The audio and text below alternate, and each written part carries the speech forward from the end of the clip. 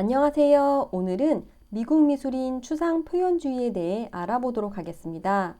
본격적으로 살펴보기 전 우선 모더니즘과 포스트 모더니즘에 대해 간략히 짚고 넘어가겠습니다. 제가 앞선 시간에서 신증물주의, 앵포르멜과 플럭서스에 대해 그냥 20세기 아방가르드 미술운동이라 불렀습니다. 그리고 오늘 살펴볼 추상 표현주의에 대해선 그냥 미국 미술이라 칭하였습니다. 그런데 이 미술사조들은 모더니즘 혹은 포스트 모더니즘 미술에 속한다 할 수 있습니다. 그럼 왜 그런지 말씀드리도록 하겠습니다. 우선 이 모더니즘이란 단어를 미술사에서 사용할 때 두 가지로 구분해서 사용할 수 있습니다. 첫 번째, 소문자 M으로 시작하는 우리가 통상적으로 알고 있는 모더니즘 미술과 두 번째, 미국 미술평론가 클레멘테 그린버그가 이야기하는 대문자 M으로 시작하는 모더니즘 미술입니다.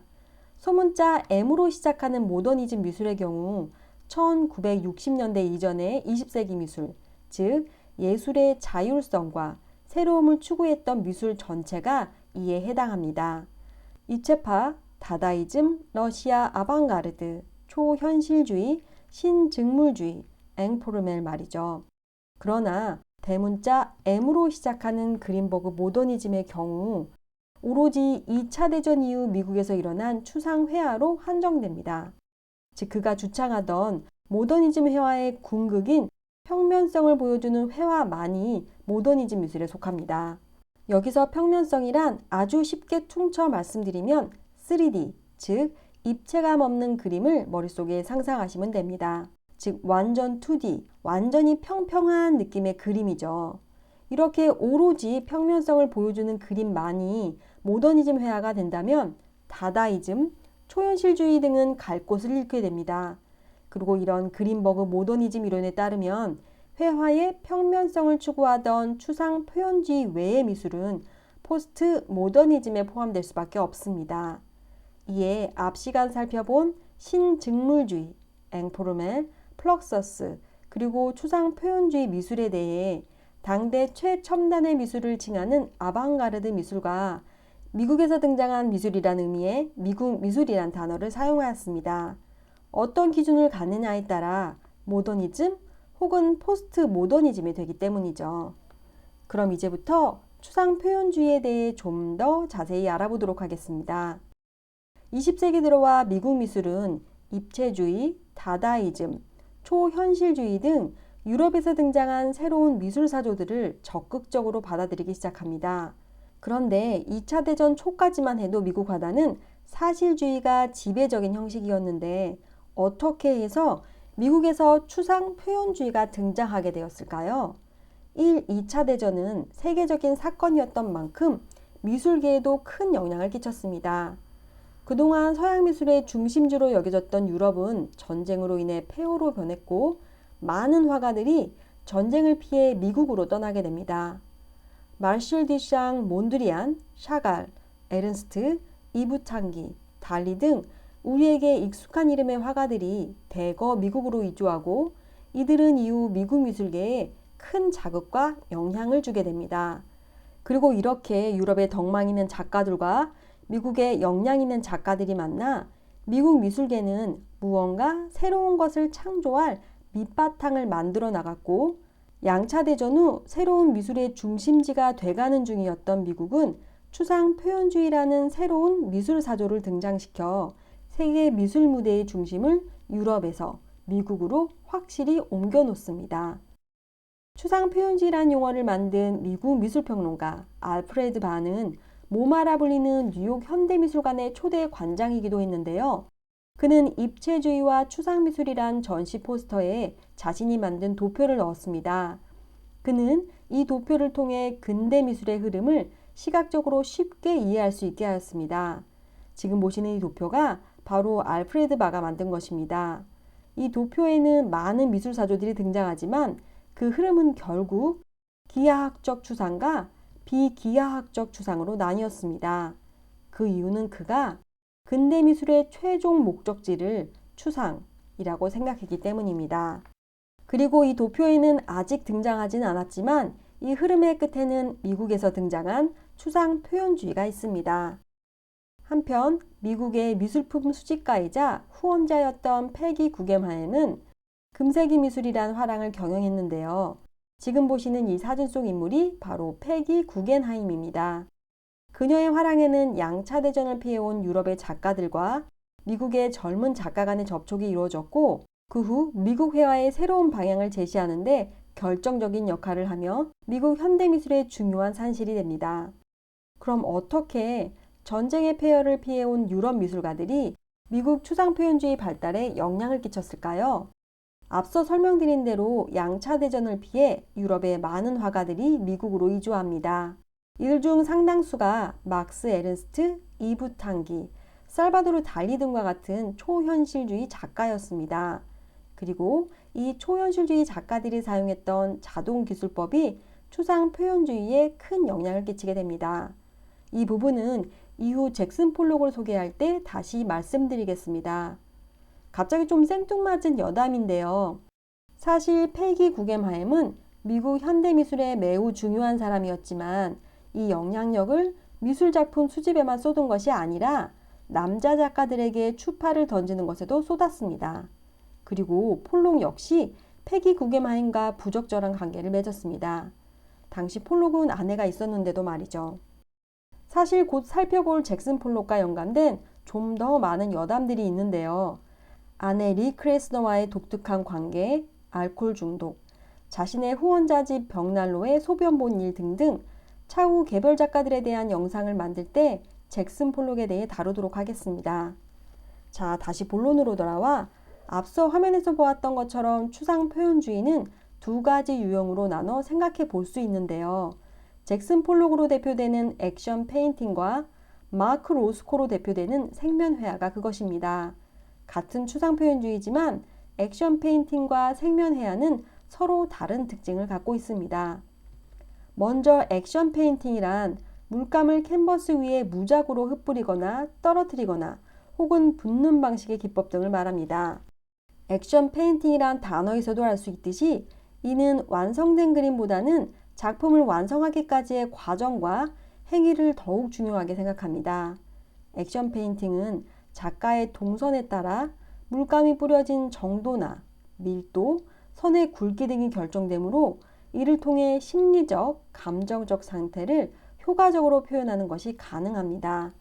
지금 보시는 이 작품은 추상표현주의 대표 화가인 잭슨 폴록의 것인데요. 초현실주의의 자동기술법에 영향받아 제작된 것입니다. 폴록에게 있어 자동기술법은 초현실주의에서 취했던 무의식의 표현을 위한 방법이라기보다는 자동기술법 자체에서 조형성을 획득한 것입니다. 즉, 자신의 캔버스 위에 무작위로 물감을 뿌리는 행위, 이런 몸으로 표현하는 반복적인 행위가 그림 안에서 무의식을 표현하는 것이고 이를 좀 유식한 말로 행위적 오토마티즘이라고 합니다. 조금은 매우 단순화해서 생각해 보겠습니다. 혹시 어릴 적 했던 빨대로 물감 불기 기억나시나요? 물감에 물 많이 넣고 종이에 부은 후 빨대로 후후 불어 내가 보내고 싶은 곳으로 물감을 보냅니다. 근데 이걸 한두 시간 해보겠습니다. 어느 순간 내가 뭘 하고 있는지 모르겠고 뭘 그리는지도 모르겠고 그냥 뭔가 홀린 듯 후후 불며 물감으로 무언가를 그리고 있습니다. 자, 밑에 있는 내 종이를 이제 보겠습니다. 짜잔! 나만의 추상미술입니다. 약간 이런 느낌 비스꾸리무리한 것이 바로 추상표현주의, 액션 페인팅의 자동기술법입니다. 계속해서 잭슨 폴록의 작품을 감상하시겠습니다.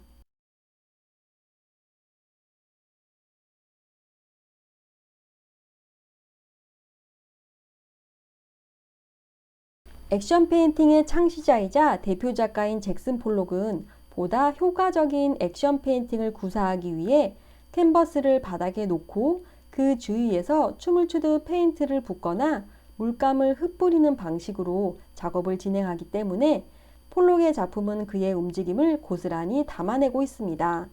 이런 잭슨 폴록의 작품이 전시되자 비평가 로젠버그는 폴록의 작품이 행위로부터 나타난 결과물임을 강조하기 위해 액션 페인팅이란 용어를 사용했습니다. 한편 미국의 또 다른 미술평론가 그린버그는 폴록의 그림에 대해 회화의 평면성과 순수성을 획득했다라고 평하였습니다. 사실 우리가 보기에는 그냥 페인트 부어놓은 그림인데 미술 비평가들이 너무 높이 평가한 것 같죠. 사실 이 추상표현주의에 대해 당시 냉전시대였던 미국이 소련을 저지하고 미국이 모든 면에서 소련보다 앞선다는 인식을 세계에 심어주기 위해 과대 포장으로 만들어 놓은 미술사조다 라는 비평이 좀 있는 것은 사실이지만 철저히 색이나 붓터치 같은 미적인 것에만 집중하고 그 외의 것, 즉 정치, 사회 이런 부분을 제외하려 한 점, 그리고 그림이 그려지는 과정, 즉 작가의 창조적 행위에 가치를 주었다는 점에서 현대미술에 큰 영향을 주었다 할 수 있습니다. 다음 보실 작가는 사실 액션 페인팅 작가는 아니지만 잭슨 폴록에게 많은 영향을 준 작가입니다. 아쉘 고르키는 초현실주의에서 추상표현주의로 건너가는 다리 역할을 했습니다. 그의 그림은 기하학적 추상이 아닌 아메바처럼 보이는 유기적 추상으로 화려한 색을 쓰며 평면을 지향하는 그림입니다. 작품 제목을 보면 리버는 간을 의미하지만 산은 사람도 되며 콕스콤은 닭 벼슬인 동시에 남자의 성기를 암시하기도 합니다. 참고로 또 다른 추상표현주의 작가 드쿠닝 역시 고르키의 영향을 받았는데요. 드쿠닝은 강한 붓질과 강렬한 색의 표현으로 유명합니다. 다음은 생면회화 작가들의 작품을 감상하시겠습니다. 맨 먼저 생면회화 대표 작가 중 한 명인 바넷 유만입니다. 생면회화 작가들은 그린버그의 주장과 같이 회화의 평면성을 강조하는 작품을 제작하였습니다.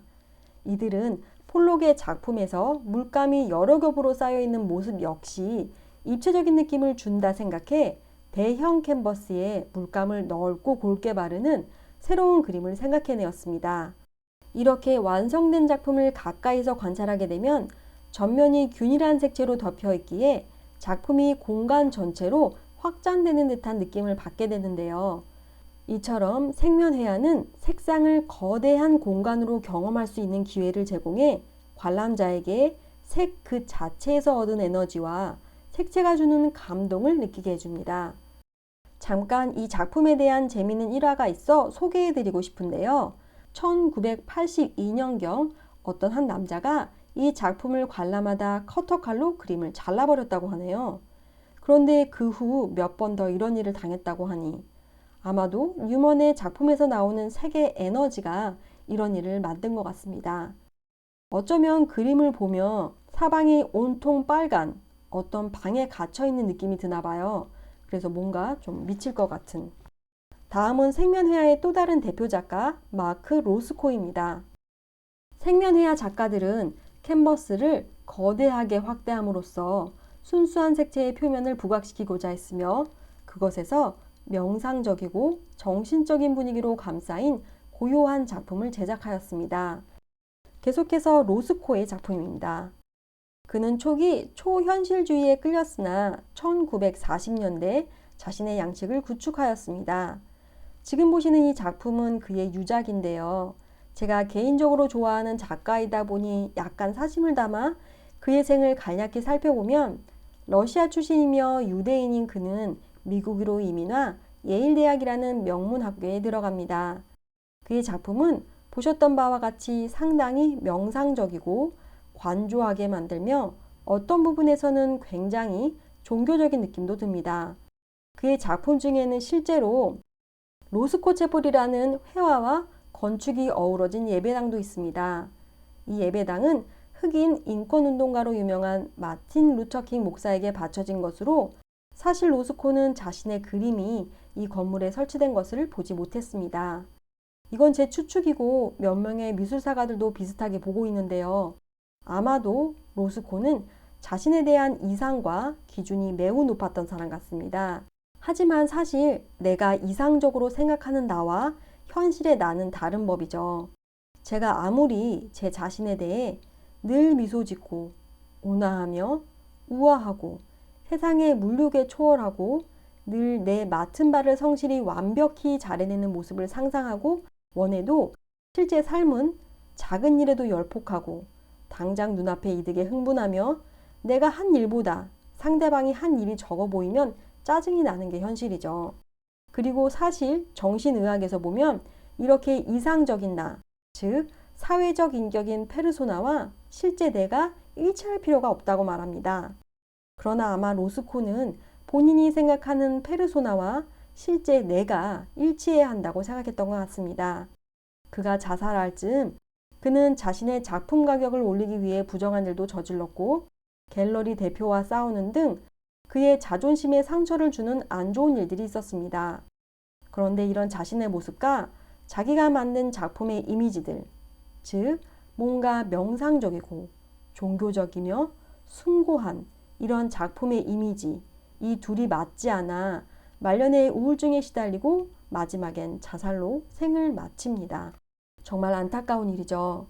그가 자신의 그림이 여전히 많은 이들에게 큰 감동을 준다는 것을 알고 이를 통해 작은아마 저 먼 곳에서 괴로운 마음에 작은 위로가 되었으면 좋겠습니다. 오늘 우리는 추상 표현주의에 대해 살펴보았습니다. 다음 시간엔 미국 미술 제2탄 팝아트에 대해 알아보도록 하겠습니다. 지금까지 함께 해주셔서 고맙습니다.